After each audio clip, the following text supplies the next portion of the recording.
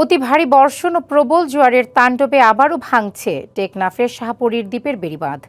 বাঁধ ক্ষতিগ্রস্ত হলে ঝুঁকিতে পড়বে পুরো দ্বীপ। ভিটেমাটি হারানোর আশঙ্কায় চরম আতঙ্কের দিন কাটাচ্ছেন বাসিন্দারা।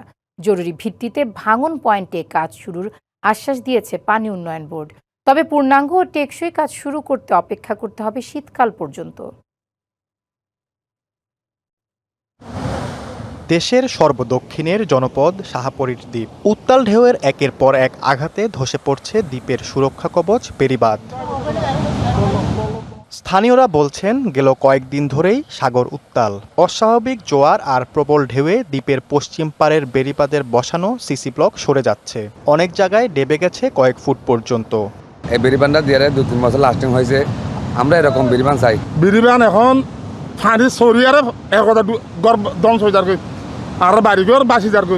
2012 সালের জুনে বাঁধ ভেঙে জলোচ্ছ্বাসের পানি শাহপরীর দ্বীপে ঢুকে পড়ায় ব্যাপক ক্ষয়ক্ষতি হয়।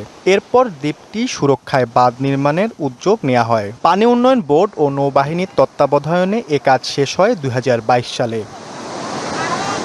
বহু বছরের দুর্ভোগ পেরিয়ে কিছুটা স্বস্তি ফিরলেও বাঁধে ধস দেখা দেয় নতুন করে ভিটেমাটি হারানোর শঙ্কায় প্রায় 40,000 বাসিন্দা। তাই জোড়াতালির মেরামত নয়, স্থায়ী ও টেকসই বাঁধের দাবি তাদের।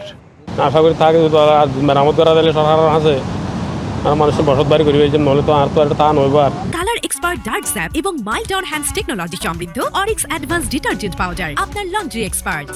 অনজ্ঞ সরকার আলে দিয় মূল্য লাস্ট টাইম মানে নদে ইয়াদ আছে বলকিম বেগুন তুলি বেলায় বেড়িবাঁধটি কমপক্ষে স্বাভাবিক অবস্থা সে 3 ফুট নিচে নেমে গেছে, যার কারণে অতিরিক্ত জোয়ার যখন হয় তখন বেড়িবাঁধ দিয়ে পানিটা দ্রুত মানুষের লোকালয়ে প্রবেশ করে। জরুরি ভিত্তিতে ক্ষতিগ্রস্ত পয়েন্টগুলোতে কাজ শুরুর আশ্বাস পানি উন্নয়ন বোর্ডের। আমাদের প্ল্যান হচ্ছে আমরা ওইখানে ইমার্জেন্সি কাজ করে এখন আপাতত এটাকে ঠেকাবো, তারপরে শীতের সময় ওইখানে আমরা হচ্ছে পার্মানেন্ট মেরামত কাজ করবো ব্লক দিয়ে। 1991 সালের প্রলয়ঙ্করী ঘূর্ণিঝড়ের পর থেকে 2022 সাল পর্যন্ত বেড়িবাঁধ নির্মাণ ও সংস্কারে খরচ হয়েছে 451 কোটি টাকা। DBC news desk.